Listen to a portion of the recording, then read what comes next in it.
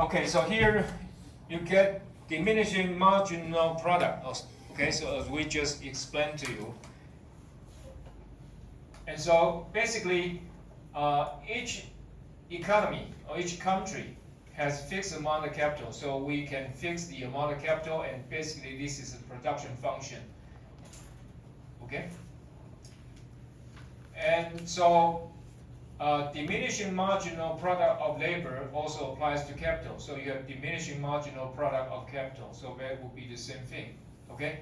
So here, as we say, this is a production function, right? And this is the slope. So what is the slope? Slope is the marginal product. Okay, slope is the marginal product. Okay? Okay, so as the amount of labor you use goes up, the marginal product of labor goes down. Okay? And that's the reason we have a maximum here. Okay? Okay, now production function will have several factors to affect it. Okay, so here we call supply shocks. Okay, generally, we have positive shocks. For example, an advancement in technology. If you get better technology, you get higher productivity, then the production function will go up. Okay.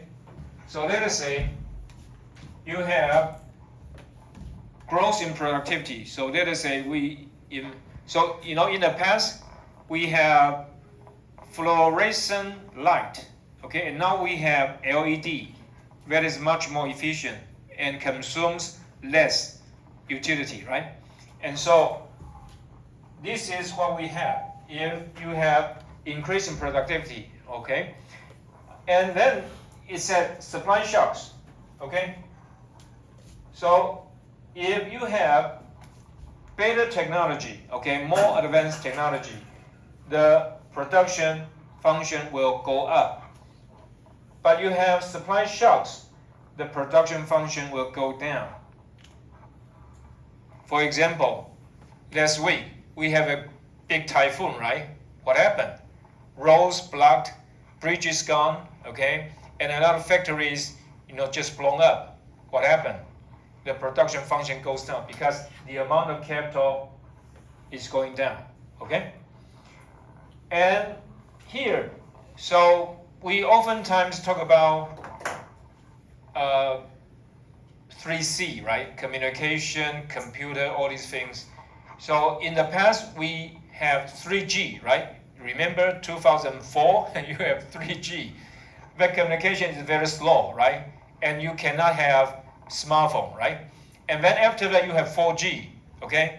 You have 4G, then you can have smartphone, a lot of application, right?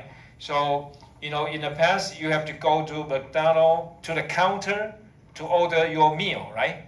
But now you just tap on the internet, your cell phone, then you can order. And you go there, just pick it up, don't have to wait. So this is much more efficient, okay? So what about supply shocks? He said change in the economy's production function, so it can be something like this or something like that. Okay? Now what about labor? This is about capital, right? What about labor? Anything related to labor? Of course, right? 3 years ago, what do we have? We have pandemic, COVID-19, right? You have pandemic, you have COVID-19, it kills a lot of people. Just America alone, okay, just one country, America, they lost 1 million people's lives, okay, 1 million people. So that's a lot of people, right? So, and if you talk about long time ago, right, there is a disease called what? Black Death, right? Okay, Black Death. So what is Black Death? 郑宇轩 What is Black Death? 郑宇轩 What is Black Death? No idea. 龚思云 What is Black Death? No idea. 洪子怡 What is that? is related to mouse, right? So what is that? Mouse and this, okay? So 鼠疫, okay? So anyway, so there's a word called quarantine, okay? Quarantine, Q-U-A-R-A-N, quarantine. So what is quarantine? Quarantine is an Italian. It comes from Italy. It's an Italian. Okay? It means 40 days. It means 40 days. So what does that mean? If you have ships coming outside to Italy, what do you have to do? You have to stay there 40 days. I suppose everyone got crazy, right? 40 days. Because what? Quarantine. They want to make sure that you don't have Black Death. Okay? If you have Black Death, you go up right away, they're going to be infected, and the whole town will be gone. So you have to stay there 40 days. If you are fine, then you can go up. Sure. Okay? Okay, let's move on. Supply shocks. Shocks may be positive, right? As we say, you know, if you have better technology, okay, invention, okay, and negative shock, weather, earthquake, right? Earthquake. And oil prices, it can go up or it can go down, okay? Okay, so if it is a bad shock, adverse, okay, adverse productivity shock, the production function goes down, and in positive shock, it will go up, okay? And the same thing for people, right? You know, labor, we just mentioned, like COVID-19, they will affect the amount of labor we have. Okay, and here is a you know, diagram to tell you how the market equilibrium works. Okay, so suppose this is the wage rate. Okay, and this is the demand for labor. Okay, the productivity of labor. Okay, this is demand for labor. It also is the productivity of labor. Okay, if the productivity of labor is high, okay, then people, okay, the company will be willing to pay high price.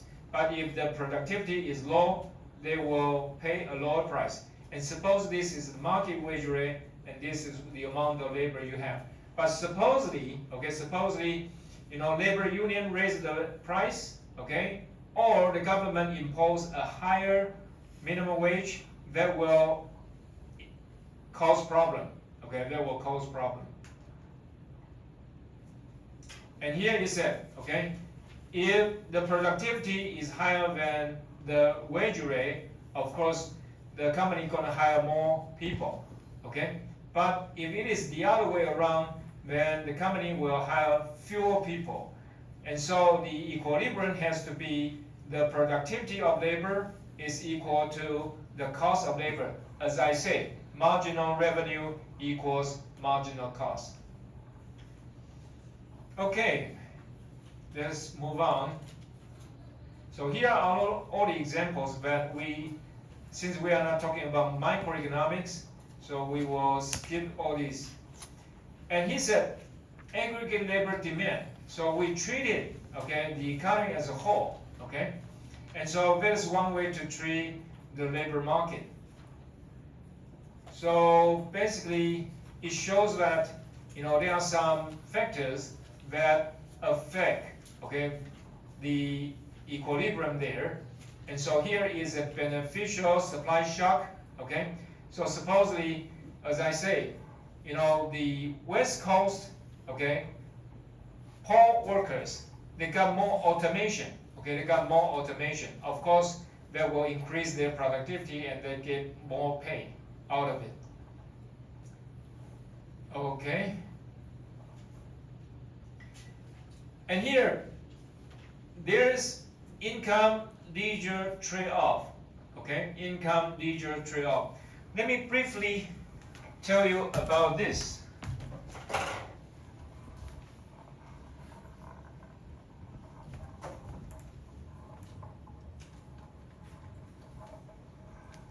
Okay, because there is substitution effect, substitution effect, and income effect.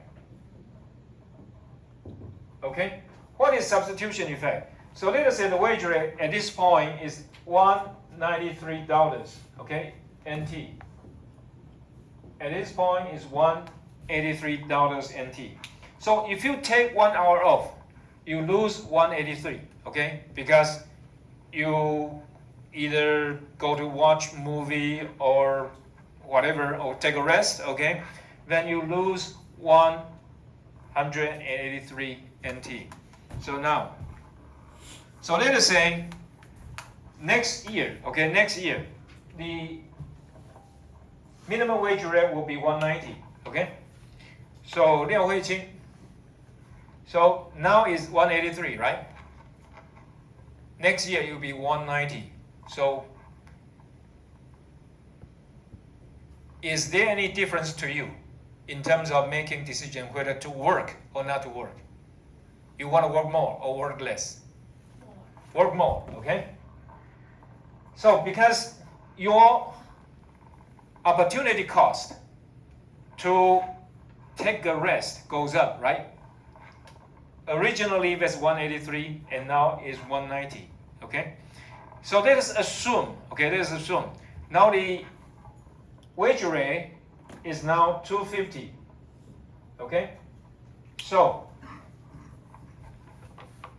Luo Zixuan, would you like to work more or work less?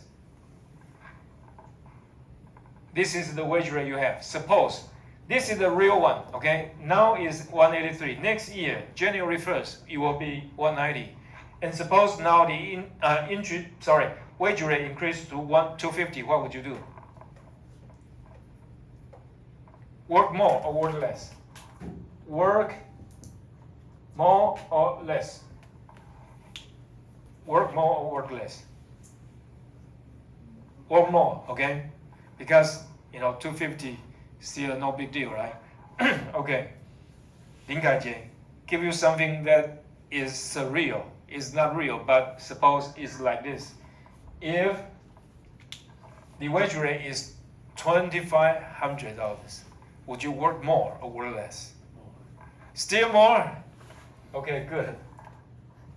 Okay. One more zero, right? You want to work more or work less? Are you sure? Okay.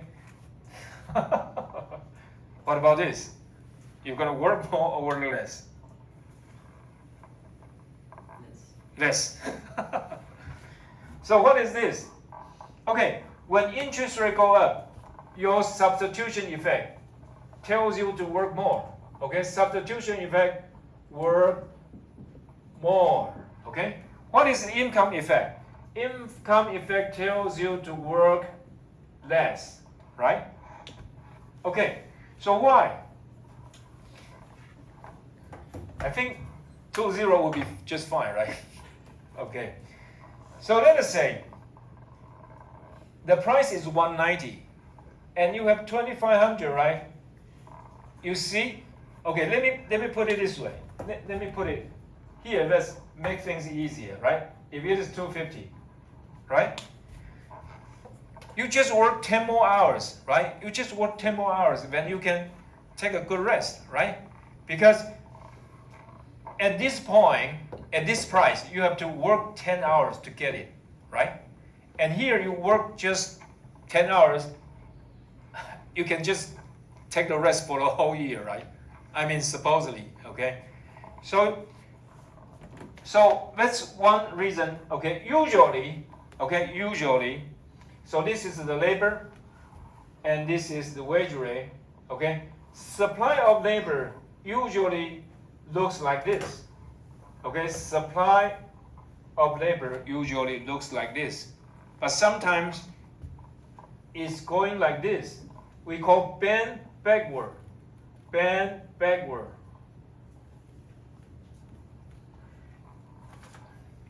Bend backward instead of sloping upward, okay? So it's this rather than this, okay? Why? because income effect make you work less. Substitution effect make you work more. And here, okay, this section, it is income effect greater than substitution effect.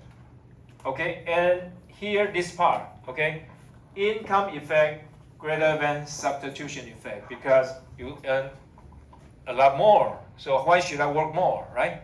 So that's the reason, you know, when I was a kid, okay, when I was a kid, how many days we have to work? We have to work on Sunday morning, okay, 5.5 days, okay, we have to work Sunday morning. And my parents, before me, they have to work 6 days a week, 6 whole days, okay? And at this point, a lot of French people, what are they talking about? They're talking about working 4 days a week, right? So because you become rich, you don't want to work more, okay? You get it?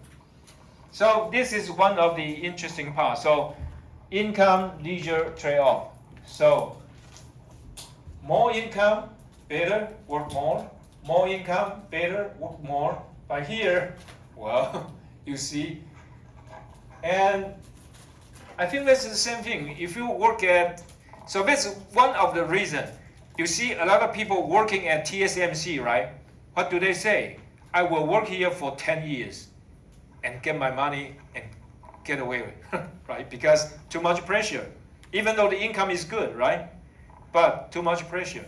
And then you want to enjoy life. Okay, so that's a little bit story there. Okay, we skip this part. Okay, so real wages and labor supply. Okay, we talk a little bit about here. And so, you know, generally people demand for higher wage rate, right? So substitution effect, okay, higher wages encourage people to work more since reward for working is higher, right? But then you also have income effect because higher real wages rate increase your income, okay, with the same amount of work time, right? So what would you do? You will leave some time for your leisure, right? You will need some time to enjoy your life. Okay, so that's the reason. So substitution effect make you work more. Income effect make you work less. And you can see, you know, Taiwan for the past 50 years, what do we show? What we have shown? We have shown here, right? So people work less. I think maybe in 10 or maybe 5 years, we will talk about working 4 days a week. And that would be good news, right? Okay. Okay. So we will skip this part. It's too much detail. Okay, too much detail. So basically, you know, the supply curve looks like this. Okay. So we cannot see the bend backward part. That would be for the upper reach. Okay. So let me tell you, there are some dentists.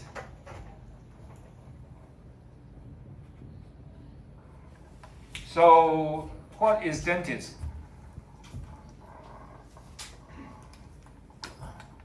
Zhang Ziwei, what is dentist? Can you see that? Dentist. Li Boyan, dentist. Okay? The doctor look at your teeth, okay? You know the story that, you know that in Taiwan there's a famous road called Renwai Road, right?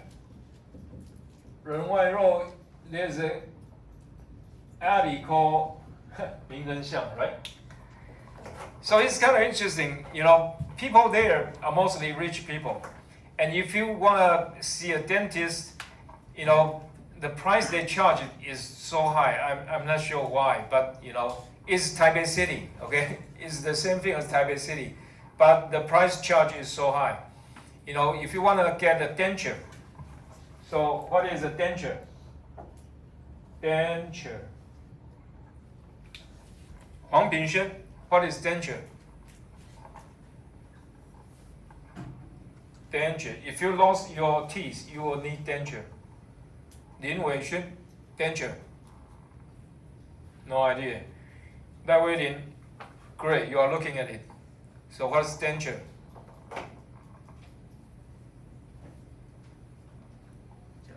Okay, I'm not sure because it simply is the same thing in Taipei City, but at this location, they charge you maybe $40,000-$50,000 just for one denture. But in my area, okay, my mother's area, it's just like 5,000, 10, so it's 90% difference, okay, 90% difference. So you can see the dentists in my community, okay, the dentists in my community, they work 6 days a week, and the dentists at this place, they work 4 days a week. So you can see the difference. Okay, anyway. Let's move on. So here it talks a little bit about gig economy. Okay, gig means, is not like permanent job. For example, if you deliver meals for Foodpanda or Uber, okay, that's what we call gig. Gig. So that's what we call gig. And why people would prefer this kind of work? Because convenient for your own time, okay? And you work, if you like it, you work. If you don't like it, you just forget about it, okay? And ride sharing will be the same thing, okay? So this is quite special because we have, the smartphones, or otherwise you won't be that way. But anyway, this gig economy has some impact on the economy, okay, is not a good sign in my opinion, okay, anyway.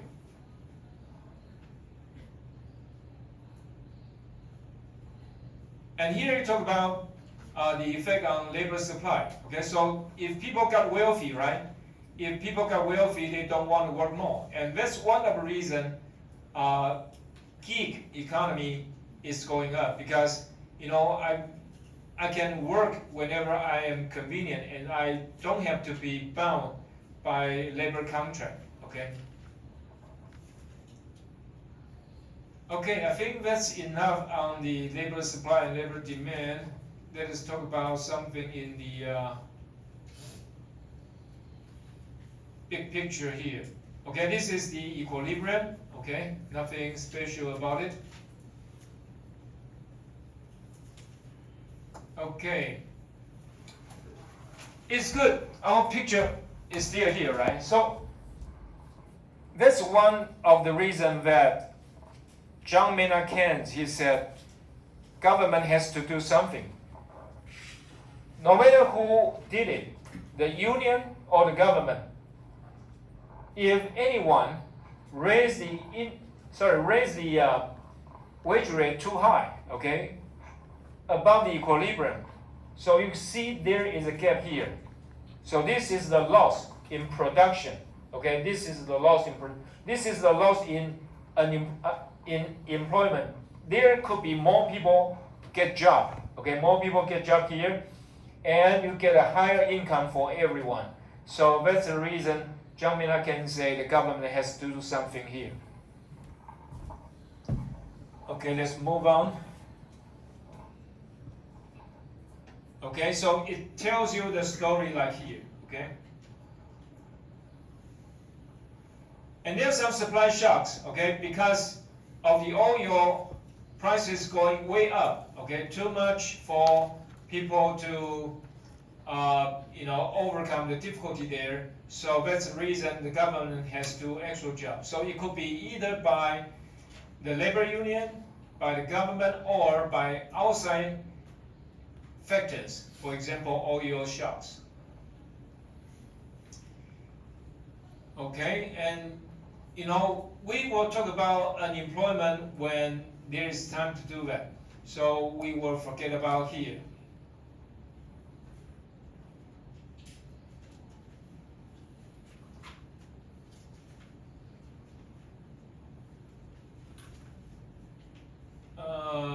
Okay. Gosh, I think I may have to discuss employment here. So anyway, okay. So the issue on unemployment here is that categories. So we have a general population, okay, general population.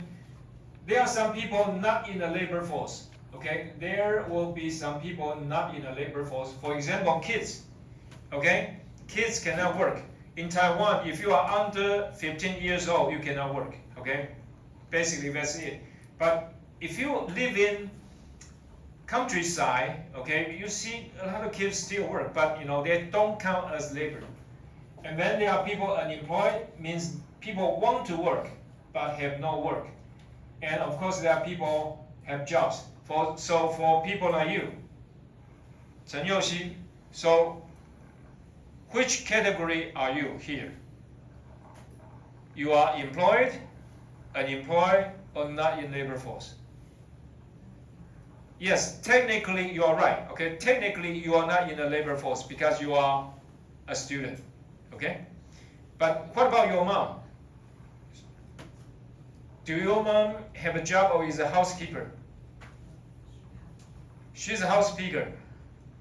If your mom is a housewife, or we call housekeeper, she is actually unemployed, okay? Because she can go to the market, okay, to work, but maybe because the wage rate is not good, right? So supposedly,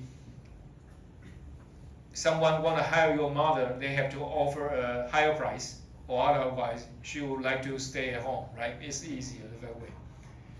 Okay, and here labor force, employed, unemployed. But you know, for people not in labor force, it could be a little bit tricky. Okay, why? For example, is Zhang Zhongmo employed or unemployed or not in labor force? I think he's employed, right? Once in a while, I believe he's still involved in the decision making of TSMC. I strongly believe that. Or otherwise, people will not. For example, Jensen Huang supposedly going to come to Taiwan at the end of the year. He will meet. He definitely will have to meet Maurice Chang. Okay, so I think he's involved. But okay, what about Biden? Okay, President Wang Yufeng. Is President Biden employed or unemployed? Employed. Employed, right? But he is 80, right? Supposedly, according to the age, okay, you're going to retire at 65, okay? And you can be in the job market up to 15, okay? And also there are some other categories, say in Taiwan, you are students, you are not employed, but in the US you can work, okay? And also, what else? You are prisoner. For example, Ke Wen-je, right?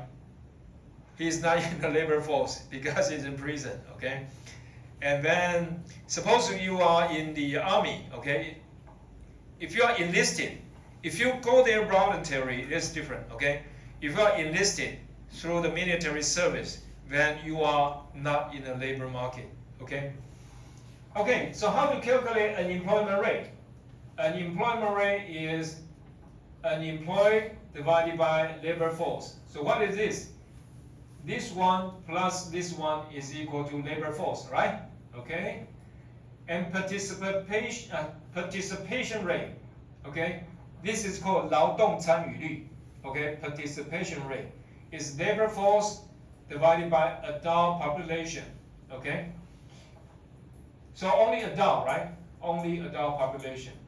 And employment ratio is equal to employed divided by adult population. Okay? Okay. So I will not have tricky question on this, but this is something you have to know. Okay? And then there are 3 types of unemployment. Let me see if I can find it here. Okay. There are 3 types of employment. let me put down here. Okay.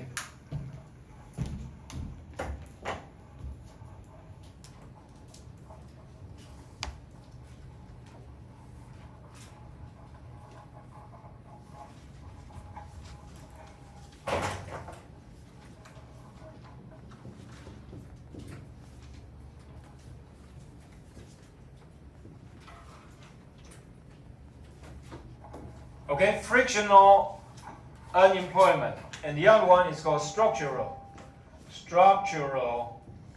unemployment. And the other one is called cyclical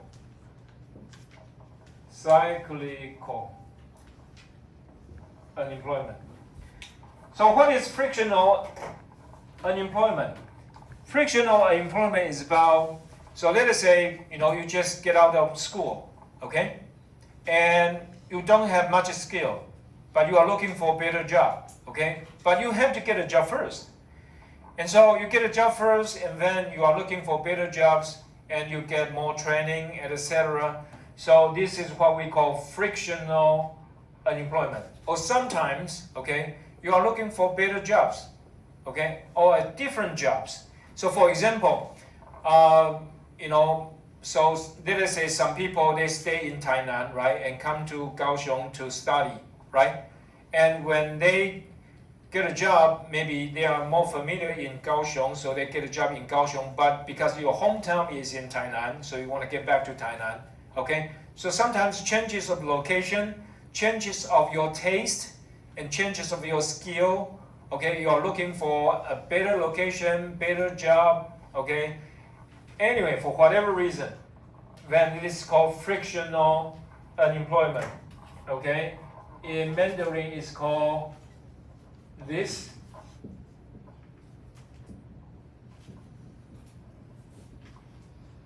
Okay, and for structural,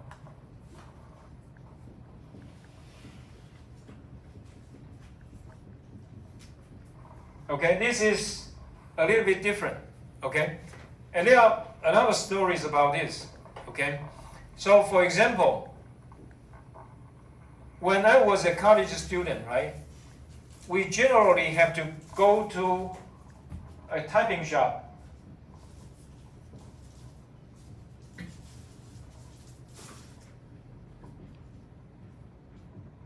We generally have to go to typing shop, okay, to print out our thesis, dissertation, paper, whatever, okay?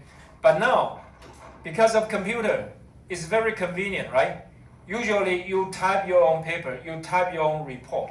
So there's no need for going to typing shop, okay, in Taiwan. And because, if it is in America, it's easy because you just need a typewriter, okay? But, in Mandarin, you have 4,000 characters. That's very different, okay? And the other one, parking. In the past, if you go to a parking lot, okay, what would you see? You will see a person staying there, okay? So when you get in, he will give you a ticket, and there is a time on there, okay? So when you get out of it, you have to go to the people, show him the ticket, and pay the price and get out, right? Now, because of the advancement in technology, this one is gone. Everything is automated, right? Because you go there, there's a camera and show you the plate number, right? And then when you go out, you show the same number again, or you get into the paying machine, right? You go to the paying machine, you type in your plate number for your car, and then it show you how much you have to pay. You pay it, and then you just go, right? So, a lot of structural changes, okay? At this point, for almost any kind of sensible job, you need to have computer skills, okay? Even though you work in a bank, work in an insurance company, whatever, you need to have computer skill. Even for technician, okay? If you're gonna repair a car now, you wanna be qualified as a technician, you need to know computer. So that's the way it is. And so if you don't have the skills, then you have to learn, or otherwise you will be out of job. So if you remember, probably you don't have this kind of experience. When I was a kid, I go to, let us say I want to take a bus. If I want to take a bus, I have to pay to a lady, right? She's called 车长, right? And then you get up to the bus. But now, what happened? You go to the driver directly and scan your car, and then you get on the bus. So the lady is gone, right? There's no need for it because of the advancement in technology. Okay, there are a lot more examples about this. And here is a little bit detail, too much detail about it. It's called duration of unemployment. Okay, so how long you have to suffer to get a job. Let's forget about this.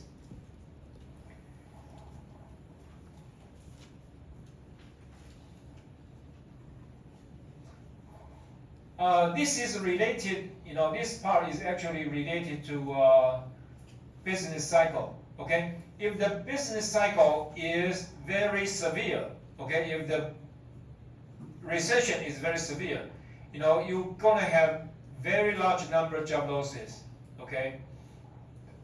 And if the recession is not that bad, of course, there will be a different story, okay?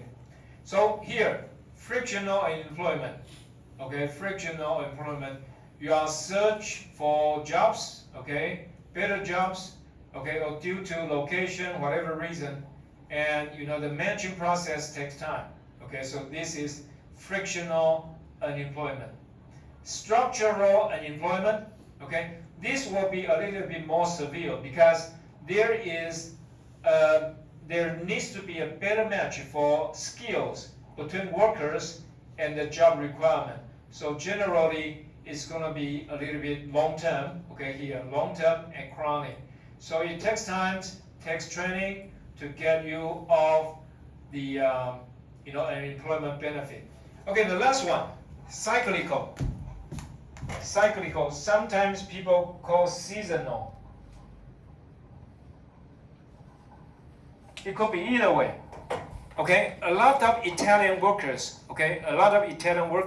will go to Argentina, okay, to pick up their farm produce.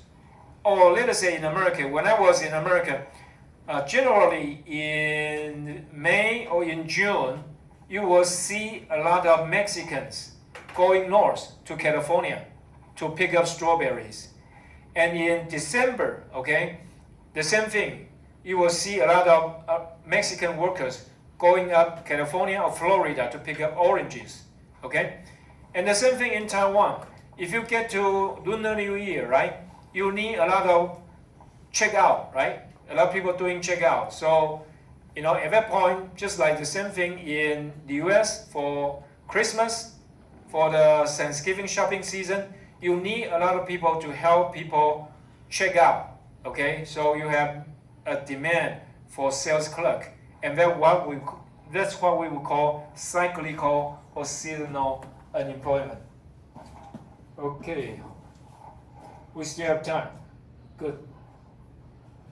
Okay, cyclical unemployment. Okay, we talk about natural rate of unemployment. Okay, for a whole society, the natural rate of unemployment is not zero. Okay, the natural rate of unemployment is not zero because if the unemployment is zero, actually that is not good news because that would be, so for example, the natural rate of unemployment in the US is something like 5%, in Taiwan maybe 3%, okay? Singapore will be even lower, okay? And Japan is not high either, okay? Why? Why America has a higher unemployment rate? Because of this. The frictional, the structural unemployment rate will be higher. And the other reason is that suppose you stay in California, and now you got an offer in New York. Will you go there? Is a big question, because California is called Golden State, okay, and there's sunshine all year round. But what about New York? New York very cold in winter, very hot and humid in summer, so you may not like the weather there. And also, the realty market there, the housing may be much higher in New York than in California. And so another reason will deter you from going from California to New York. But what about Taiwan? Is there any difference between Tainan and Kaohsiung? It's just like 1 hour, right? Going there 30 minutes, coming back 30 minutes if you take a train, okay? So the time difference is really minimal, and you don't have homesick there because basically it's the same island. But suppose, for boys, if you have to go to military service, okay, if you stay in Taiwan or in Jinmen or Mazu, that will be quite different, right? And so, but other than that, the search cost, the cost of searching a new job in Taiwan is very small. It's even smaller in Singapore, right? How long does it take to walk around Singapore? If you just drive a car, maybe just a few hours, right? And so that's one of the reasons that the natural rate of unemployment is quite low in Singapore and Taiwan, is because the location and also these two issues. But for America, it will be much higher, okay? And so natural rate of employment is frictional unemployment plus structural unemployment, okay? So these are general concepts, but it could be in the test, okay? So if the question asks you, what is the natural rate of unemployment? It is frictional plus structural unemployment, okay? And so what is cyclical unemployment? Is the difference between actual unemployment rate and natural rate of unemployment, okay? But the question is, who determines natural rate of unemployment? Is the Labor Bureau, okay? That's the Labor Bureau of Taiwan. Sorry, it's not called a ministry, okay? Sounds like it's called a ministry. So anyway, natural rate of employment is frictional plus structural. We have 3 minutes. Okay. This is too much detail. We want to forget about this, okay? So again, too much detail, and it is about America, so we will forget about this. Okay, Okun's law. What is Okun's law? It's the relationship between output, okay, and cyclical unemployment, okay? Okun's law is the relationship between output, okay, and cyclical unemployment. But you have to be careful here, because the relationship here, okay, it is about the situation in 1970s, but now we are in 2020s, right? We are in 2020s. So the number may not be quite right, but this is the general idea. Given full employment, okay? Given full employment, what is the relationship between cyclical employment and the output, okay? So let us look at it. So why is Okun's law coefficient 2 and not 1, okay? That is the way they use it. So in economics, many people working on labor data and output data. And so from there, they use regression. Okay, they use regression. What is regression?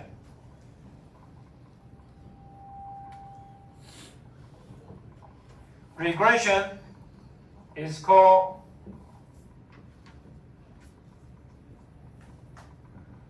回归方程式. They use regression to study, the relationship between output and unemployment, and if try to figure out what's going on. And they say, okay, the result is 2% reduction in output associated with 1 percentage point increase in unemployment. And you have to be careful because this is about 1970s, and the second, it is about US. It's not Taiwan. Okay, it's not Japan, it's not China, but this gives you an idea. If you can produce more, okay, if you can produce more, what will happen? You will get more people working. Okay, if you produce more, you will get more people working. That's why since 1990s, 2000, 2010, and 2020, China always emphasized economic growth rate. Okay, why? You need to have economic growth. You have to have more output to get more people working. So that's why, not just China, Japan, Taiwan, we all emphasize economic growth. Why? Because if you have reduction in output, you're going to get more unemployment. So on the opposite, if you get more output, what would you get? You get more people working. Okay, so A-YDY-NKUST law, okay, why is it important? It tells you if you want to have more people working, you need to produce more. Okay? Okay. And then he said, alternative formulation, if the average growth rate at full employment is 3%, then the changes in output, you need to have something like 6%. Okay? Okay, time is up. So we will elaborate a little bit more next week.